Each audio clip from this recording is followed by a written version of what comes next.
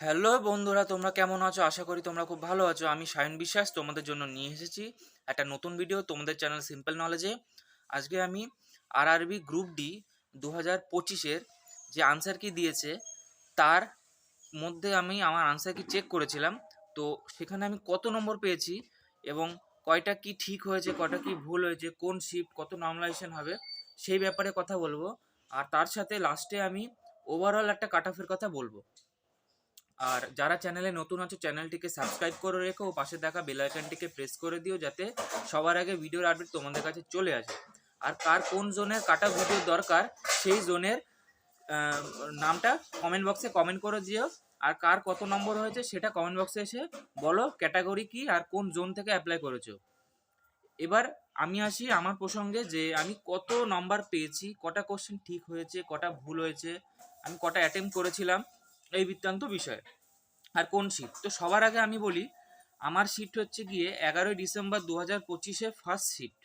অর্থাৎ rank meter data অনুসারে আমার শিফটের ডিফিকাল্টি র্যাঙ্ক ওই 22 অথবা 21 দেখাচ্ছে। একবার 21 হয়, একবার 22 হয়, আপ ডাউন হচ্ছে, তো 21-এর মধ্যে দেখাচ্ছে। তো 21 আর টোটাল নাম্বার অফ শিফট হয়েছে 101টা। তো 101টার মধ্যে 21 নম্বর র্যাঙ্ক ডিফিকাল্টি রেসপেক্টে। 80টা শিফটের থেকে বেশি কঠিন হয়েছে আমার শিফট। আর আমার শিফটের সাথে ইজি শিফটের, আচ্ছা ওই নর্মালাইজেশন ব্যাপারটা আমি পরে আসছি, আগে আমি কত কি হয়েছে কটা ঠিক ভুল হয়েছে সেটা আগে বলি। সবার প্রথমে সায়েন্স সেকশানে যদি আমি আসি, সায়েন্স সেকশানে আমি 25টার মধ্যে 24টা করেছিলাম। এবার এখানে একটা ব্যাপার হয়েছিল, আমার আবার এক্সামের সময় ফিঙ্গারপ্রিন্টে ইস্যু হয়েছিল, যাই কারণে আমার অনেকটা টাইম লস হয়। তো সায়েন্সে 25টা কোশ্চেন আমি পারতাম, কিন্তু লাস্টে একটা কোশ্চেন আমার খেয়াল ছিল না করতে, তাড়াহুড়োর জন্য একটু টেনশন হয়ে গিয়েছিল, আনসার আমার ফিঙ্গারপ্রিন্ট ম্যাচ হচ্ছিল না, 7-8 মিনিট নষ্ট হয়েছিল, আমি আগেও বলেছিলাম রিভিউতে। তো ওই কারণে আমার সায়েন্সে একটা কোশ্চেন মিস হয়ে গেছে। তাও 24টা কোশ্চেন আমি অ্যাটেম্প করেছিলাম 25টার মধ্যে, যার মধ্যে 23টা ঠিক হয়েছে, একটা ভুল হয়েছে সায়েন্সে। একটা সিলি মিস্টেক হয়ে গেছে, তখন টেনশন ছিল বলে ভুল হয়ে গেছে, কারণ আমার ফিঙ্গারপ্রিন্টের সমস্যা হয়েছিল। তো 24টা সায়েন্সে অ্যাটেম্প করেছিলাম, 23টা ঠিক, একটা ভুল। ম্যাথসের মধ্যে আমার শিফটে একটা কোশ্চেন ভুল ছিল, সেটা আমি তখন টেনশন থাকা সত্ত্বেও আমি কোশ্চেন দেখে বুঝতে পেরে গিয়েছিলাম। কারণ আমি ম্যাথসের রিজনিং সেকশনটা খুবই মানে ভালো অ্যাকুরেসি রেখে করি, অ্যাটলিস্ট অ্যাটেম্প কম করলেও অ্যাকুরেসি রেখে করি। আর অ্যাটেম্প আমি কম কোনোদিনও করিও না, সবসময় আমার ম্যাক্সিমাম অন্য ফুল মার্কই পাই। এইবার গ্রুপ ডিতে আমার একটু কম মার্ক হয়ে গেছে, কারণ আমার ওই একটু টেনশন ছিল, তাই আমার ফিঙ্গারপ্রিন্ট ইস্যু ছিল। তো আমি ম্যাথসে আমি 23টা অ্যাটেম্প করেছিলাম 25টার মধ্যে। তো 23টা অ্যাটেম্প করেছি, তার মধ্যে 22টা ঠিক, একটা ভুল। একটা হয়তো ভুল হতো না, তখন টেনশনে ভুল হয়ে গেছে, সিলি মিস্টেক হয়েছে দেখলাম। আর একটা কোশ্চেন ভুল ছিল, সেই নাম্বারটা তো পেয়ে যাব, সেটার কোনো কথা নেই। তার মানে 24টা কোশ্চেন ম্যাথসে ছিল আমার ঠিকঠাক, তার মধ্যে 23টা করেছি। আর একটা কোশ্চেন আমার টাইম কনজিউমিং হয়ে গেছিলো, কারণ আমার অনেকটা টাইম লস হয়ে গেছিলো ফিঙ্গারপ্রিন্টের জন্য। এই কারণে আমি ওই অ্যাটেম্পটা আর করিনি, টাইম লস হয়ে যাওয়ার কারণে করতে পারিনি আর কি। তাহলে ম্যাথসে 23টা করেছিলাম, 22টা ঠিক, একটা ভুল। আর যার মধ্যে শিফটে একটা কোশ্চেন ভুল ছিল সেটাতে আমি অ্যাটেম্প করিনি, সেটা নাম্বার পেয়ে যাবো, সবাই পেয়ে যাবো। আর সায়েন্সের 24টার মধ্যে 23টা ঠিক, একটা ভুল। আর রিজনিং 30টার মধ্যে 30টাই ঠিক, একটাও ভুল হয়নি, সব ঠিক আছে। এবার আসি কারেন্ট অ্যাফেয়ার বা জিকে সেকশন। জিকে বলার ভুল, কারেন্ট অ্যাফেয়ার সেকশনে বলতে হবে। আমার শিফটে কারেন্ট অ্যাফেয়ার এসেছিল 17টা প্লাস, এরকম 20টার মধ্যে, যার মধ্যে আমি দুটোই কারেন্ট অ্যাফেয়ার করেছিলাম। মানে একটা স্ট্যাটিক জিকে করেছিলাম, একটা কারেন্ট অ্যাফেয়ার করেছিলাম, আর দুটোই সঠিক হয়েছে। দুটো করেছি, দুটোই ঠিক, আমি আন্দাজে করিনি অ্যাটেম্প, আমি খুব বুঝে শুনে অ্যাটেম্প করেছি। আর আমার টোটাল নাম্বার অফ অ্যাটেম্প হয়েছে, আমি টোটাল অ্যাটেম্প করেছি আমার শিফটে 79, অর্থাৎ 79টা। আমার হয়তো অ্যাটেম্প 82টা হয়তো হতো, করতাম, যদি আমার আধার কার্ডে ইস্যু না হতো ফিঙ্গারপ্রিন্টে। তবুও যাই হোক, ঠাকুরের কৃপায় 79টা করেছি, 77টা ঠিক হয়েছে, দুটো ভুল হয়েছে, অ্যাকুরেসিটা মেনটেন রেখেছি আমি। তো 77টা ঠিক, দুটো ভুল 79টার মধ্যে। তো আমার নেগেটিভ নাম্বার দাঁড়াচ্ছে 77 নাম্বার হয়, তার থেকে দুটো কোশ্চেন ভুল হলে 66 কাটে, 0.66 কাটে। 77 থেকে 0.66 কাটলে 76.33। এবার এখানে আমার একটা ব্যাপার আছে, 76.3-তে আমার র মার্ক হয়েছে। এবার আমার শিফটে একটা ম্যাথস কোশ্চেন ভুল আছে, সেটা আমি কনফার্ম ছিলাম, তখনও ছিলাম, এখনও বাড়ি এসে চেক করেছি, আনসার কির পর দেখেছি, তাই আছে। তাহলে আমার পার্সেন্টেজ আমার হিসাব হবে 99-তে, তাহলে 99 আমার 76.33, তাহলে 100-এ কত হবে আমি ক্যালকুলেট করেছি, এটা হবে 77.10। তাহলে আমার কম্পেনসেশন হবে 77.10, আমার র মার্ক দাঁড়াবে 77.10। আর ডিফিকাল্ট শিফটের rank 21, 11 December first shift 2025 rank meter data হিসাবে। তো ডিফিকাল্ট শিফটের মধ্যে রয়েছে, নর্মালাইজেশন ঠিকঠাক আমি পাবো। সেটা আমি জানি। কত নর্মালাইজেশন পাবো পরে আসছি আমি। তো আমার র মার্ক দাঁড়ালো 77.10, যদি ওই ম্যাথসের কোশ্চেনটা দেওয়ার পর, যদি কি ওটা তো পাবো গ্যারান্টেড, ওটা কোনো কেউ আটকাবে না, রেল দিয়ে দেবে, কারণ পার্সেন্টেজ হিসাব হয় সবসময়। 100টা কোশ্চেন ছিল, একটা তো ভুল হয়ে গেল, তার 99টা হিসাব হবে। আর অন্য জিকে কোশ্চেন আমি দেখিনি কারেন্ট অ্যাফেয়ার ভুল আছে কি নেই, বাট আমি যেগুলো করেছি সব ঠিক আছে। এবার আসছি আমি যে আমার শিফটের নর্মালাইজেশন। এবার আমার শিফটের নর্মালাইজেশন আমি বলছি, বাকি সবার নর্মালাইজেশন অন্যান্য শিফটে সেটা আমি নেক্সট ভিডিওতে বলে দেবো। আর কোন জোনে কাট আপ লাগবে সেটা বলে দিও। এরপর আমি কলকাতা জোনে কাট আপের ভিডিও বানাবো, ইস্টার্ন রেলওয়ে, যেহেতু আমি এই জোনে অ্যাপ্লাই করেছিলাম আর এই জোনটা হাই কাট আপ থাকে, এই কারণে এই জোনটার আমি কাট আপ ভিডিও বানিয়ে দেবো সবার আগে। তারপরে তোমরা বলবে কমেন্ট বক্সে কোন জোনে কাট আপ লাগবে, কে কোন কত নম্বর পেয়েছো, কোন ক্যাটাগরিতে পেয়েছো, আর কোন শিফটে পেয়েছো। শিফট বলাটা অবশ্যই জরুরি, কারণ ইজি শিফটে কেউ 80 পেয়ে গেলেও সে চাকরি পেতে পারে না, আবার কঠিন শিফটে কেউ 75, 76, 77 পেয়েও সে চাকরি পেয়ে যেতে পারে। তো এই কারণেই বলছি শিফটটা উল্লেখ করবে, শুধু নাম্বার দেখলে হবে না, ক্যাটাগরি দেখলেও হবে না, শিফটটা খুব ইম্পর্টেন্ট।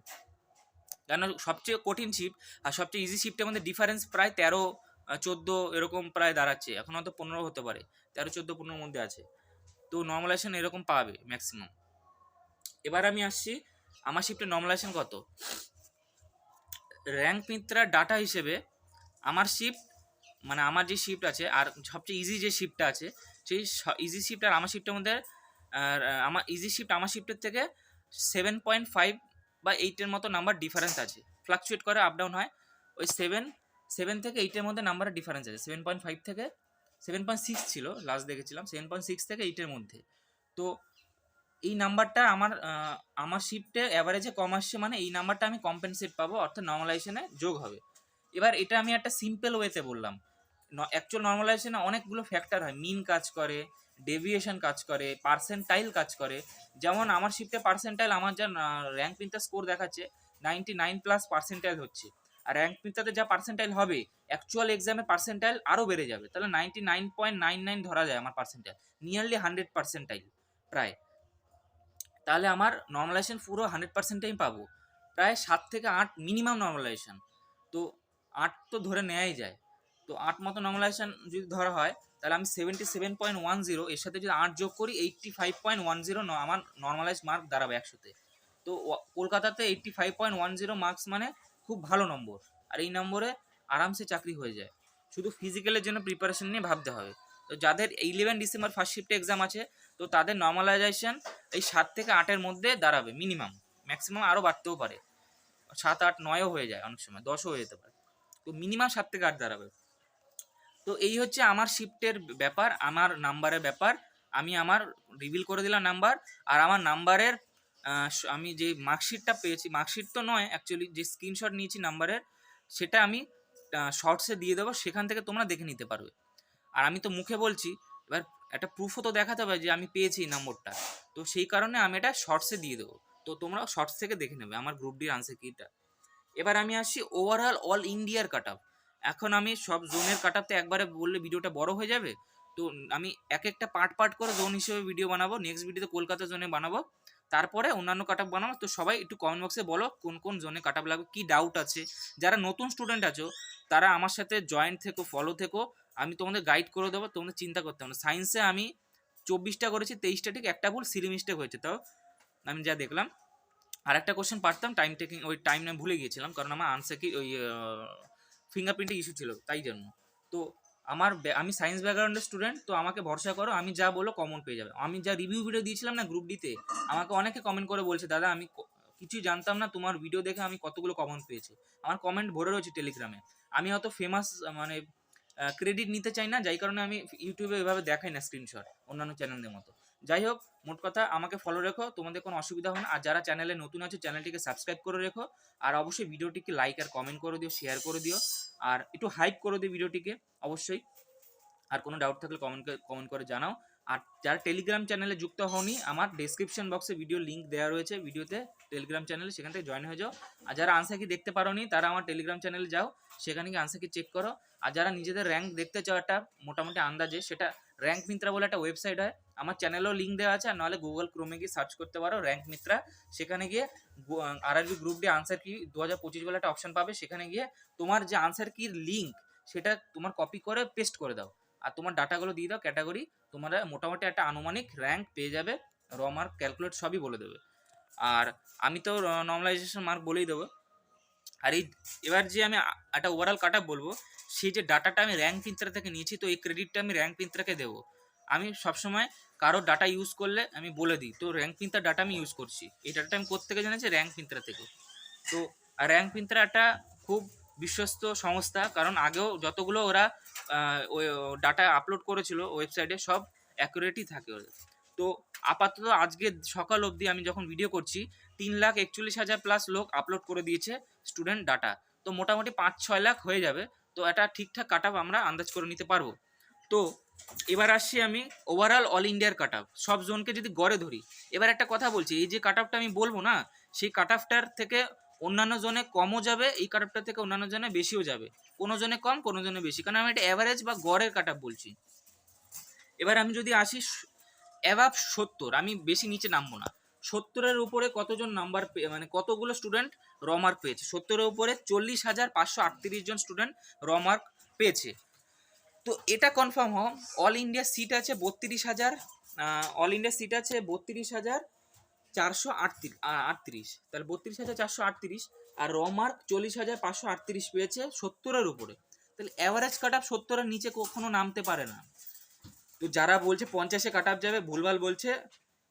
এক্স সার্ভিসম্যান আর অ্যাপ্রেন্টিসশিপ যাদের আছে তাদের বাদ দিয়ে নর্মাল যারা জেনারেল স্টুডেন্ট আছো, ওবিসি হোক, এসসি এসটি হোক, জেনারেল বা ইউআর ক্যাটাগরি হোক, তাদের জন্য কাট অফ এই 70-এর নিচে নামার চান্স, মানে অ্যাভারেজে 70-এর নিচে নামবে না। এবার কোনো জনে 70-এর নিচে নামবে, যেমন 65 হতে পারে, 66 হতে পারে, কোনো জনে 75, 76, 80 এরম হবে, 80ও হবে। এটা নিয়ে অবাক হওয়ার কোনো কারণ নেই। এবার তাহলে 70-এর ওপরে পেয়েছে 40,538 জন। এরপরে 75-এর উপরে কতজন পেয়েছে? 75-এর উপরে 16,189 জন। এবার দেখো 70-এর উপরে 40,000 সামথিং লোক যে পেয়েছে, 500 সামথিং লোক, এরা তো র মার্ক পেয়েছে। নর্মালাইজেশন হয়ে তো নাম্বার আরও বেড়ে যাবে। তাহলে 75-এর উপরে 16,189 জন, 32,000-এর প্রায় অর্ধেক। আর 75-এর উপরে এবার নর্মালাইজেশন হয়ে 75-এর উপরেই চলে যাবে এই 32,000 প্লাস লোক।